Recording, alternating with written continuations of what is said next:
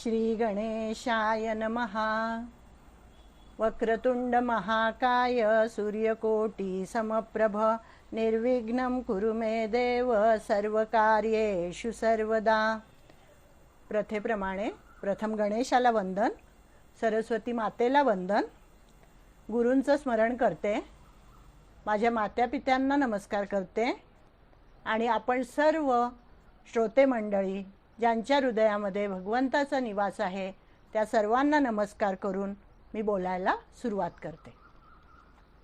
आत्ताच आपल्याला रेवतीताईंनी सांगितल्याप्रमाणे रामनवमी जवळ आलेली आहे, त्यामुळे प्रभू रामचंद्रांचा सगळीकडे उत्सव चाललेला आहे, आपल्या हृदयामध्ये तर तो आहेच आहे, त्यामुळे त्याचं स्मरण करावं अशी मला त्यांनी प्रेरणा दिली आणि म्हणून प्रथम रामाच्या चरणी सुद्धा मी नतमस्तक होते आणि कारण त्याच्याच कृपेमुळे आज मला येथे सेवा करण्याची संधी मिळालेली आहे की रामनामाबद्दल बोलावं असं मला वाटलं। गीतेबद्दल तर आपण नेहमीच बोलतो आणि ते चालूच राहणार आहे आपलं, परंतु आता हे रामनवमीच्या निमित्ताने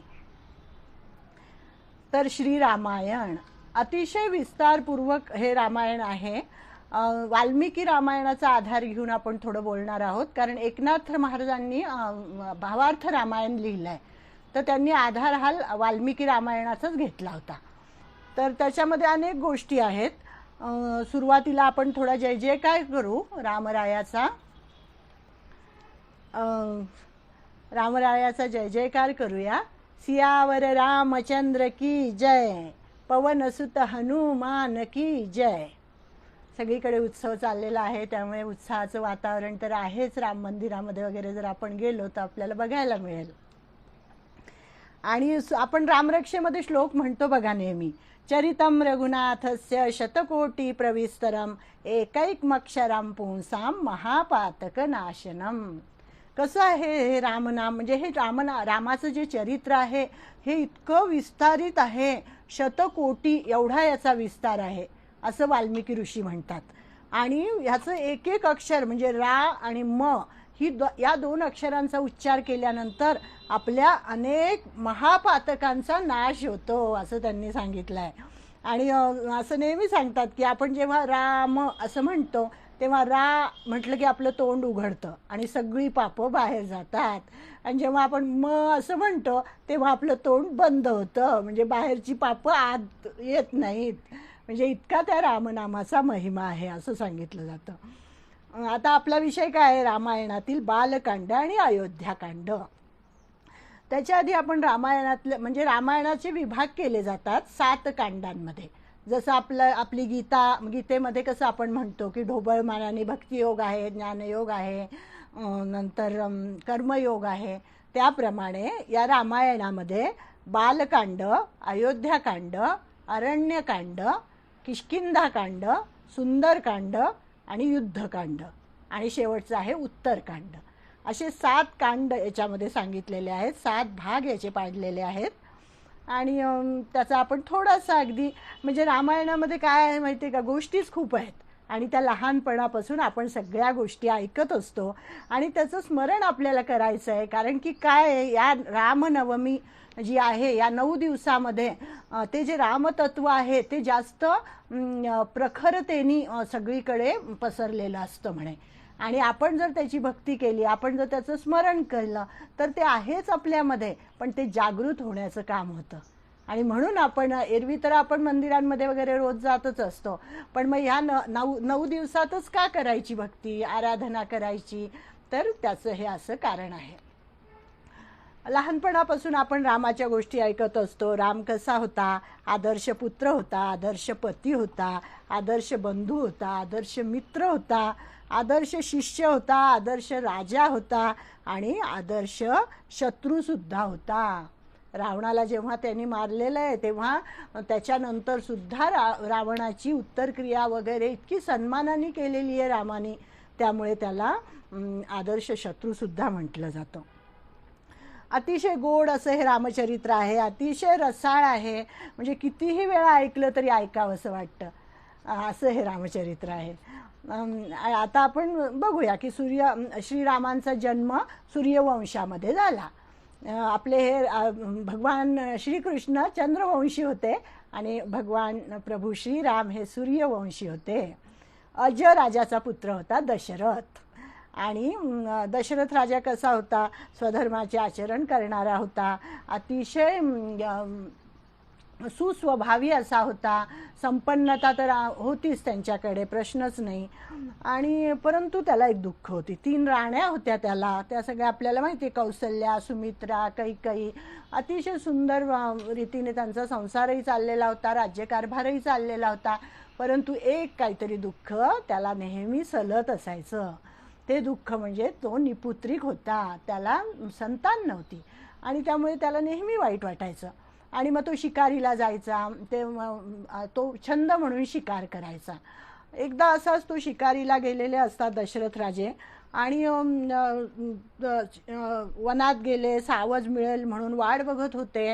रात्र झाली, सूर्य मावळला, अंधार पडला सगळीकडे, तरी ते आपल्याला सावज मिळेल म्हणून बघत होते.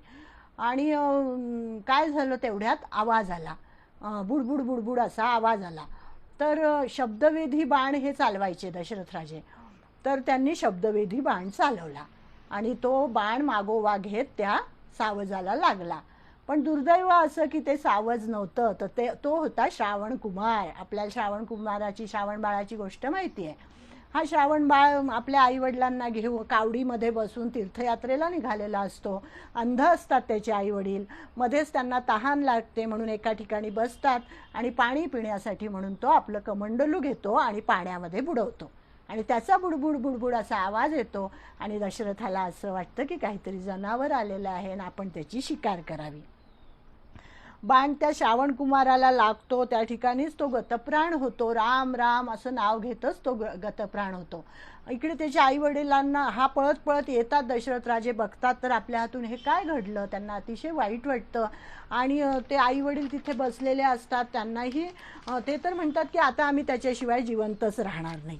त्यांना जेव्हा कळतं की आपल्या मुलाचा मृत्यू झालेला आहे आणि हा जो दशरथ राजा आहे याच्या बाणाने तो झालेला आहे म्हटल्याबरोबर ते त्याला शाप देतात दशरथ राजाला. आणि त्याच ठिकाणी ते सुद्धा प्राण सोडतात आई वडील. ते शाप देतात की तू सुद्धा आमच्यासारखा पुत्रवियोगाने मरशील, असा शाप देतात. आता हा शाप म्हणजे दशरथासाठी जणू काही वरदानच ठरतं. म्हणजे बघा कसं असतं, आपण म्हणतो कर्माची गती गहन आहे, गहना कर्मणो गती, की काय म्हणजे कर्म त्याच्या हातून कसं घडलं आणि त्याला शाप मिळाला, ते त्याच्यासाठी वरदान ठरलं. कारण त्याला हेच नव्हतं ना, पुत्र नव्हता. आणि आता पुत्रवियोगाने मरण येणार म्हटल्यावर पुत्र व्हायला पाहिजे. मग तो नंतर मग ते घरी येतात, त्यांची उत्तरक्रिया वगैरे करतात, अग्नी देतात त्यांना आणि नंतर मग राजवाड्यात येतात. राज्यकारभार सुरू होतो, विसरू नाही जातात ती झालेली घटना. मग पुढे हळूहळू काय होतं की पृथ्वीवर खूप मोठा दुष्काळ पडतो.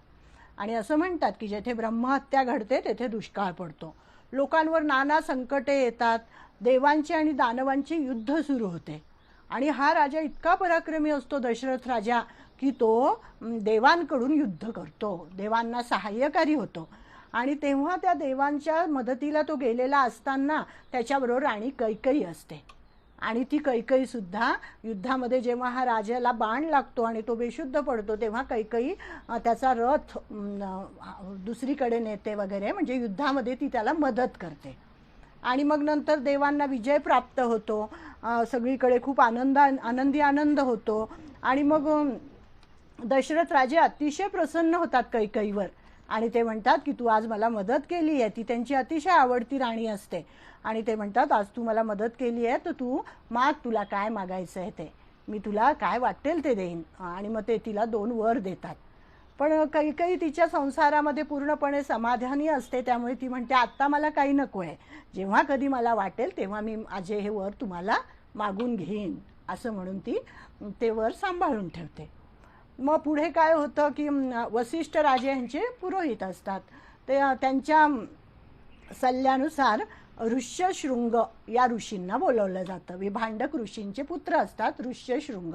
अतिशय अंतःकरण स्वच्छ असलेला असा हा कुमार असतो, म्हणजे कुमारवयच असतं त्यांचं. आणि त्या ऋष्यशृंगांच्या हस्ते पुत्रकामेष्टी यज्ञ करावा असा सल्ला वसिष्ठ राजे देतात, कारण यांना पुत्र नसतो ना म्हणून. आणि मग तो पुत्रकामेष्टी यज्ञ केला जातो. तो यज्ञ इतका निर्दोष होतो की तेथे यज्ञ देवता प्रगट होते. आणि आपल्याला माहिती पायसाची कथा. यज्ञ पुरुषाच्या हातामध्ये एक दिव्य पात्र असतं, ते पायसाने भरलेलं असतं. आणि ते यज्ञपुरुष बोलतो सुद्धा, सांगतो की हा प्रसाद तिन्ही राण्यांना दे असं सांगून यज्ञपुरुष त्या ठिकाणी गुप्त होतो. आणि मग तुला त्रिभुवनाला पवित्र करणारे पुत्र होतील असं सांगतो तो. आणि तो प्रसाद म्हणजे दशरथा घे हे पायसदान. आपल्याला गदिमांचं गाणं माहिती आहे गीत रामायणमधलं. तर अशी तर अतिशय सुंदर असा प्रसाद त्या 3 राण्यांना मिळतो. परंतु प्रसाद हा नेहमी तात्काळ ग्रहण करावा असं म्हणतात. हातावर प्रसाद आल्याबरोबर कुठलाही विचार न करता प्रसाद भक्षण करावा. त्याला उत्तम भक्ती म्हटलं जातं त्याला. आणि तो प्रसाद जर ठेवला तर मग काहीतरी विघ्न येतं. तसं या कैकेयीवर आलं. कैकेयीने प्रसाद काही पटकन खाल्ला नाही आणि तिचा जो प्रसाद होता तो घारीने पळवला. नंतर मग ती तिकडे कोण अंजनी माता तपश्चर्या करत बसलेली असते ना, तिला मिळाला आणि हनुमंताचा जन्म झाला. म्हणजे हे सगळं घडायचंच होतं. तर मग कैकेयी एकदम नाराज होते की माझा प्रसाद घारीने पळवला. मग ह्या 2 राण्या असतात सुमित्रा आणि कौसल्या, त्या आपल्यातला अर्धा अर्धा भाग तिला देतात.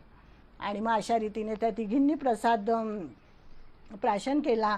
मग त्यांना गर्भ राहतो आणि त्यांना सुखाची अनुभूती यायला लागते.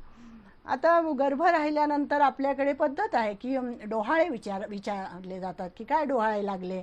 आता हा काय राजास काय कमी आहे त्याला.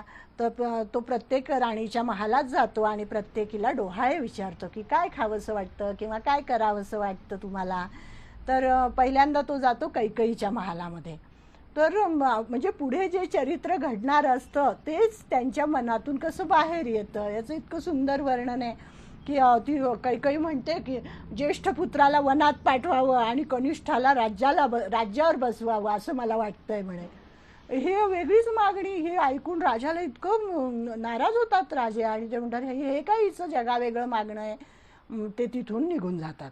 वाईट वाटतं त्यांना. मग सुमित्रेच्या महालात जातात. मग सुमित्रा म्हणते मला असं वाटतं म्हणे की ज्येष्ठ पुत्राची सेवा करावी, मला बाकी काही नको. कारण लक्ष्मणाचा जन्म तिच्या पोटी होणार असतो ना. लक्ष्मण कायम रामाची सेवा करतो. मग हे ऐकून राजाला आनंद होतो. मग शेवटी ते जातात कौसल्याच्या महालामध्ये. कौसल्याला डोहाळे विचारतात की काय बरं तुम्हाला वाटतं. तर कौसल्या निर्विकल्प समाधीमध्ये गेलेली असते. तिला कशाचंही भान नसतं. अगदी आत्मानुभवाच्या आनंदामध्ये ती एकदम आनंदी असते. कारण प्रत्यक्ष श्रीराम तिच्या पोटी येणार असतात ना. मग राजाला काही कळत नाही की हिचं काय हे वागणं आहे. तिच्याकडे बघून काही बोध होत नाही त्यांना. मग ते हळूहळू ती त्या समाधीतून बाहेर येते. आणि मग तेव्हा राजे तिला विचारतात की काय बरं वाटतं तुम्हाला. तेव्हा ती बोलायला लागते. मी राम आहे आणि मी राक्षसांचा वध करणार आहे. मी त्या रावणाला ठार मारणार आहे. मी देवांना बंदिवासातून सोडवणार आहे. असं सगळं ती बोलायला लागते. दशरथाला काही कळत नाही. ते वसिष्ठ मुनींना विचारतात की काय हिच्या बोलण्याचा अर्थ मला काही कळत नाही. मग वसिष्ठ मुनीसुद्धा आधी त्यांचेसुद्धा अष्टसात्विक भाव फुलून येतात की जेव्हा तिच्याकडे पाहून कौसल्येकडे पाहून. कारण ते भूत भविष्य वर्तमान सगळं जाणणारे असतात वसिष्ठ मुनी, आत्मज्ञानी असतात. आणि मग त्यांनी ते बघितल्यानंतर त्यांना जेव्हा कळतं की प्रत्यक्ष विष्णू हिच्या पोटी अवतार घेणार आहे, तेव्हा वसिष्ठ मुनीसुद्धा तिला नमस्कार करतात आणि राजाला समजावून सांगतात की अरे तुझ्या घरामध्ये प्रत्यक्ष विष्णू जन्म घेणार आहे आणि तो देवकार्य करणार आहे. हे ऐकून राजाला पण खूप आनंद होतो. असा हा अजन्म असणारा श्री विष्णू आता जन्म घेणार आहे हे सर्व देवांना विदित होते. आणि त्यावेळी ते सर्व तो सोहळा पाहण्यासाठी, आता जन्माचा सोहळा पाहण्यासाठी म्हणून आकाशात देवांनी गर्दी केली. आणि आता रामजन्म होणार आहे म्हणून. मग आता परवाच रामनवमी आहे की चैत्र शुद्ध नवमीचा दिवस उजाडला. सूर्य माध्यान्नी आला. अभिजित मुहूर्त होतं. उत्तम ग्रहस्थिती होती. आणि प्रथम श्री विष्णूने काय केलं, कौसल्येसमोर धनुर्धारी रामाच्या सुंदर बालरूपामध्ये दर्शन दिलं. प्रगट झालेले आहेत राम बालरूपामध्ये, जसे कृष्ण प्रगट झाले होते. तेव्हा मग कौसल्या म्हणते की नको नको, तुम्ही असे येऊ नका. तिचे आधी तर तिचे अष्टसात्विक भाव सगळे जागृत झाले आणि ती मूर्छितच पडली ते रूप बघून. आणि मग हळूहळू भानावर आली आणि ती म्हणाली की हे भगवंता, तू असा येऊ नकोस रे, मला तुझं लालन पालन करायचं आहे, मला तुला मांडीवर घ्यायचं आहे, मला तुला दूध पाजायचं आहे, तेव्हा तू असा येऊ नकोस, तर तू बालरूपामध्ये ये, अशी ती त्या रघुनंदनाची प्रार्थना करते. नवजात अर्भकाच्या रूपाने तू जन्म घ्यावास असं मला वाटतं, अशी आपली इच्छा ती सांगते. आणि मग ताबडतोब श्री विष्णू आपलं ते रूप आवरून घेतात आणि बाल म्हणजे अर्भकाच्या रूपामध्ये येतात. अयोनित जन्म आहेत ह्या सगळ्यांचे. मग आपल्या पायाचा अंगठा हातांनी तोंडात घालतात आणि ते चोखतात. अतिशय सुंदर असं त्यांचं ते रूप बघून हिला खूप आनंद होतो कौसल्येला. करारविंदे न पदारविंदे मुखारविंदे विनिवेशयंतम, असं श्रीकृष्णाचं रूप आपल्याला माहितीच आहे. राम आणि कृष्ण काय शेवटी एकच. आणि मग ते पाहून कौसल्येला पान्हा फुटतो. देवांनी साऱ्या नगरीवर पुष्पवर्षाव केला. सनकादिक, नारद, ब्रह्मा, शंकर, इंद्र आणि सर्व देवता रामाच्या दर्शनासाठी तेथे एकवटल्या. सगळीकडे आनंदी आनंद झाला. प्रत्येक घर, प्रत्येक मार्ग, प्रत्येक मंदिर शृंगारले गेले. अतिशय सुंदर अशी नगरी सजवली गेली. चंदर कस्तुरीचे सडे घातले गेले, गुढ्या तोरणे उभारली गेली, कारण प्रत्यक्ष श्रीरामाचा जन्म झालेला होता. दशरथाच्या राजवाड्यातून मंजूळ स्वर ऐकू येऊ लागले. राम जन्मला ग सखी, राम जन्मला. आणि मग सगळ्यांना खूप खूप आनंद झाला. दशरथाला 1 नाही 2 नाही 4 पुत्र झाले आणि हे सगळे जन्म अयोनिज होते. राम, लक्ष्मण, भरत आणि शत्रुघ्न अशी त्यांची नावं ठेवली गेली. आणि हे 4 पुत्र म्हणजे जणू काही 4 पुरुषार्थच होते. सगळेजण अवतारीच होते. आत्मा, वसत, चित आणि आनंद असे ते 4 जण होते. जणू काही 4 वेदच मूर्त रूपात आले होते असं वर्णन केलंय नाथांनी. सकळ जगाचा निज विश्राम, सर्व सुखाचा आराम, निष्कामतेचा पूर्ण काम, तोच हा राम. आणि तो जन्माला आलेला होता जो सर्वांच्या हृदयात आहे. त्याच रामाचे चरित्र अतिशय आनंद देणारे आहे. पुन्हा पुन्हा ऐकावं असं हे चरित्र आहे. मग असा हा अयोध्येत आनंदी आनंद चाललेला असताना तिकडे लंकेमध्ये काय घडलं, तर ज्या रावणाचा वध करण्यासाठी रामाचा जन्म झालेला होता, तर तो रावण अतिशय बलाढ्य असा राक्षस त्या काळामध्ये झालेला होता. आणि रामाचा जन्म होताच तिकडे एकदम अपशकुन घडायला लागले, कारण रावणाला मारायचं होतं ना रामाला. आणि रावण सिंहासनावर बसला तर त्याचा मुकुटच खाली पडला, छत्र मोडून पडलं, तिथे भूकंप होऊ लागले लंकेमध्ये. नंतर विजा कडाडल्या, कुंभकर्णाच्या घरावर घुबड गुत्कार घालू लागले, इंद्रजिताला आरशात मस्तकच दिसेना, असे सगळे अपशकुन व्हायला लागले. मंदोदरीचे मंगळसूत्र अग्नीत पडले. आणि हे सर्व पाहून रावण आणि सर्व राक्षस भयभीत झाले की काय बरं असं घडतं. इकडे श्रीरामांचा जन्म झालेला होता. रावण अतिशय बलाढ्य झाला होता. त्याने सर्व देवांना बंदिवासात ठेवले होते. म्हणजे कारण हे होतं की त्यांनी सगळ्या देवांना बंदिवासात ठेवलेलं होतं. आणि ते देव सगळे ब्रह्मदेवाकडे सूक्ष्म रूपाने जातात आणि म्हणतात की आम्हाला सोडवा, आम्ही किती दिवस याच्या बंदिवाखान्यामध्ये राहायचं. मग तेव्हा ब्रह्मदेवानी त्यांना आश्वासन दिलेलं असतं की श्री विष्णू अवतार घेणार आहेत त्रेतायुगामध्ये आणि ते तुमची सुटका करणार आहेत. अशा प्रकारे मग त्या क्रूर राक्षसांचा नायनाट करण्यासाठीच श्रीरामप्रभूंचा जन्म झालेला होता. मग आपल्याला माहिती आहे कृष्णाच्या बाललीला खूप आहेत, परंतु रामाच्या अशा काही बाललीला नाही आहेत. बालपणीचे त्यांचे काही जास्त काही कुठे लिहिलेलं नाही आहे. म्हणजे रामराया हळूहळू मोठे व्हायला लागले आणि पूर्ण पुरुषोत्तम आहे ना राम, मर्यादा पुरुषोत्तम राम आहे ना, त्यामुळे त्याचा नटखटपणा असा काही कुठे फार वर्णन केलेला आपल्याला पाहायला सापडत नाही. पण ह्याच्या आपल्या श्रीकृष्णाच्या लीला मात्र आपल्याला सगळीकडे वाचायला मिळतात. तर हे रामराया आणि हे 4ही भावंडं हळूहळू मोठे व्हायला लागली. त्यांचा व्रतबंध संस्कार झाला, अनेक संस्कार झाले आणि मग त्यांचे अध्ययन सगळं सुरू होतं. ते सगळं 16व्या वर्षी त्यांचं अध्ययन पूर्ण झालं. आणि त्यानंतर या 4ही भावंडांनी तीर्थाटन केलं. सगळ्या तीर्थांना जाऊन आले, लोकसंग्रह केला आणि त्यानंतर विश्वामित्र ऋषी होते त्या काळामध्ये, तर ते यज्ञ करायचे. तर त्या यज्ञामध्ये आता सगळीकडेच राक्षस फोफावलेले होते, क्रूर राक्षसांचा त्रास ते ब्राह्मणांना द्यायचे. तर ते यज्ञ करत असताना त्या यज्ञामध्ये घाण टाकायचे, काहीतरी भुभुक्कार करायचे, त्रास द्यायचे, मग यांना मंत्र म्हणता यायचे नाही. मग त्यांना विश्वामित्रांना कळलं होतं की असा असा अयोध्येमध्ये रामाचा जन्म झालाय, विष्णू स्वतः अवतार घेऊन आलेले आहेत. म्हणून मग त्यांच्या मनात आलं की दशरथ राजाला आपण मागणी करावी की तुझा पुत्र मला दे माझ्याबरोबर यज्ञरक्षण करण्यासाठी म्हणून. आणि मग ते येतात दशरथाकडे. मग दशरथ त्यांचं स्वागत करतात, त्यांना बसायला सिंहासन देतात वगैरे आणि विचारतात हात जोडून की सांगा तुमचं मी काय क्षेम करू, काय तुम्हाला देऊ वगैरे. आणि मग हे म्हणतात, ज्येष्ठ तुझा पुत्र मला देई दशरथा, यज्ञरक्षणा योग्य तोची सर्वथा. ज्येष्ठ तुझा पुत्र मला देई दशरथा. आणि मग बापरे, आपल्या ज्येष्ठ पुत्राची मागणी केलेली आहे विश्वामित्रांनी. आणि मग ह्याचा जीव की प्राण दशरथ राजाचा, राम म्हणजे सगळेच पुत्र, त्यातल्या त्यात राम जास्त. आणि उशिरा झालेला हा अपत्य त्याचं असतं आणि त्यामुळे पुत्रलोभानी तो अतिशय मोहित झालेला असतो. आणि तो आधी तर म्हणतो नाही नाही, माझा राम बालक आहे, त्याला काही ह्या शस्त्रास्त्राचं अजून ज्ञान नाही आहे आणि तो कसा काय राक्षसांचा मुकाबला करू शकेल, तर तुम्ही काही त्याला मागू नका, बाकी तुम्ही सगळं जे काय मागाल ते मी देईन.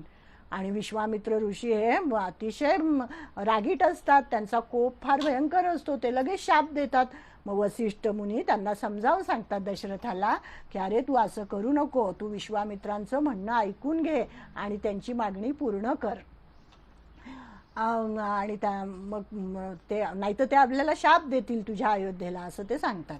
मग ह्यांना पटतं दशरथाला आणि ते अतिशय जड अंतःकरणाने का होईना पण रामाला आणि लक्ष्मणाला पण त्याच्यासोबत पाठवतात, दोघांनाही पाठवतात. मग श्रीराम आणि लक्ष्मण गुरु विश्वामित्रांबरोबर निघाले. आता अरण्यातून जायचं असतं, वाटेमध्ये अनेक संकट येणार असतात, परंतु श्रीराम एका क्षणात तयार होतात की मी येतो तुमच्याबरोबर. आणि मग वाटेमध्ये ते विश्वामित्रांना अनेक प्रश्न विचारतात, अनेक शंका विचारतात, आध्यात्मिक आहे, सांसारिक आहे, बरंच काय काय विचारतात. आणि मग अनेक प्रकारचा बोध विश्वामित्र ऋषी त्यांना देतात. म्हणजे कासवी ज्याप्रमाणे कृपादृष्टीने आपल्या पिल्लांचे पालनपोषण करते, त्याप्रमाणे गुरु शिष्याचे रक्षण करतात. म्हणजे या विश्वामित्रांचे हे शिष्यच आहे आता दोघं जण, राम आणि लक्ष्मण. आणि त्या कुमारांकडे पाहून त्यांना सुद्धा इतकं प्रेम मनामध्ये दाटून येतं आणि त्यांना असं वाटतं की राजवाड्यामध्ये राहणारे अनेक सुखोपभोगामध्ये हे राहत असतात आणि आपल्याबरोबर असे अरण्यात आलेले आहेत. मग त्यांचं आचरण पाहूनही विश्वामित्रांना खूप आनंद होतो. राम अतिशय विनयशील असतो, तत्पर असतो, विश्वामित्र जे म्हणतील ते लगेच तो पूर्ण करतो त्यांची मागणी. लक्ष्मण पण तेजस्वी आहे, नम्र आहे, सुदृढ आहे, सुंदर आहेत ही मुलं दोघंही. आणि यांना बघून विश्वामित्रांना अतिशय आनंद होतो, त्यांच्या मनामध्ये वात्सल्य भाव निर्माण होतो. आणि मग ते त्या दोघांना जवळ घेतात आणि त्यांना म्हणतात की मी तुम्हाला काही एक श्रेष्ठ मंत्र देतो की आता तुम्हाला वनात चालायचं आहे, तुम्हाला ह्या अतिशय कठीण परिस्थितीला तोंड द्यायचं आहे, तर त्याच्यासाठी मी तुम्हाला काही मंत्र देतो. त्या मंत्रांचा अर्थ तुम्ही लक्षात घ्या आणि तो दृढ ध्यानामध्ये धरा, त्याचा जप करा आणि त्यांच्या प्रभावाने तुमच्या शरीरात नेहमी उत्साह राहील. म्हणजे पूर्वीपासून मंत्रशक्तीचा प्रभाव केवढा होता. आपल्या या वैदिक संस्कृतीमध्ये मंत्राला खूप महत्त्व दिलेलं आहे. मननात इति मंत्र हा असं म्हटलं जातं. त्याचं मनन केल्यानंतर तो आपल्या बुद्धीमध्ये एकदा पूर्णपणे ठसला की मग काय होतं, तर ते इथे यांनी सांगितलंय बघा की तो मंत्र तुम्ही असा दृढ धारण करा म्हणे. म्हणजे त्याच्यामुळे काय होईल, तर तुम्हाला नेहमी उत्साह राहील, तुम्हाला श्रम बाधणार नाहीत, ग्लानी येणार नाही, राक्षसांपासून तुम्हाला भय राहणार नाही, भूक, निद्रा, तहान, आळस यापासून काहीही त्रास होणार नाही आणि देह तुमचा कृश होणार नाही, दुर्बल होणार नाही, तुम्ही नेहमी ताजेतवाने उत्साही राहाल असा हा मंत्रशक्तीचा फायदा आहे. आणि त्यातून ते गुरूंनी दिलेला मंत्र. मग दोघांनी अशा दिव्य अशा मंत्राचा उपदेश केला. दोघांनाही त्यांनी श्रीरामाने आणि लक्ष्मणाने तो मंत्र विधीपूर्वक ग्रहण केला. आणि मंत्र प्राप्त होताच दोघांचे तेज अद्भुत रीतीने वर्धमान झाले. दोघांना सिद्धी प्राप्त झाल्या आणि राक्षसांचा वध करण्यासाठी म्हणून ते तयार झाले. कारण पुढे त्यांना भयानक अरण्यातून जायचा होता, प्रवास करायचा होता. प्रथम रामाने, आता सगळ्या गोष्टी काय मी सांगत नाही विस्तारपूर्वक कारण आपल्याला वेळ कमी आहे, ताटका राक्षसिनीचा वध केला सुरुवातीला. त्याच्यानंतर विश्वामित्रांनी या दोघांना शस्त्रविद्या अस्त्रविद्या सगळी शिकवली. मग त्याच्यानंतर ते विश्वामित्रांच्या आश्रमात पोहोचले. मग विश्वामित्रांनी यज्ञ सुरू केला आणि राक्षस या यज्ञामध्ये विध्वंस करायचे. आपण बघितलं तर रामानी 6 दिवस जागता पहारा ठेवला आणि राक्षसांचा वध केला आणि तो विश्वामित्रांचा यज्ञ निर्विघ्नपणे पार पडला. सुबाहू नावाच्या राक्षसाचा वध केला रामानी. मारीचाला दूर भिरकावून दिलं. मारीच आपल्याला माहिती आहे, पुढे तो हरणाचं रूप घेऊन आला आणि मग सीतेला लोभ निर्माण झाला त्या सुवर्ण मृगाचा. तो मारीच, तर त्याला दूर भिरकावून दिलं. तो समुद्रामध्ये जाऊन पडला म्हणे आणि नंतर मग तो तपश्चर्या करत बसला. तर अशा प्रकारे रामाने यज्ञात आलेले विघ्न नाहीसे केले आणि सगळ्यांना खूप आनंद झाला. मग आश्रमाच्या भोवती राक्षसांची मोठमोठी प्रेते पडली. इतक्या राक्षसांना रामाने आणि लक्ष्मणाने मारलं. मग आता ही उचलून कोण नेणार ही प्रेत? तर देवी जगदंबा स्वतः प्रगट झाली म्हणे आणि मग तिने सगळी भूतावळ आपल्याबरोबर आणली आणि मग ती भूतावळ त्यांनी ती प्रेते सगळी उचलून नेली. आश्रम शुद्ध केला, सडे आणि रांगोळ्या घातल्या गेल्या. राक्षसांच्या भीतीने ऋषी बेशुद्ध पडले होते सगळे.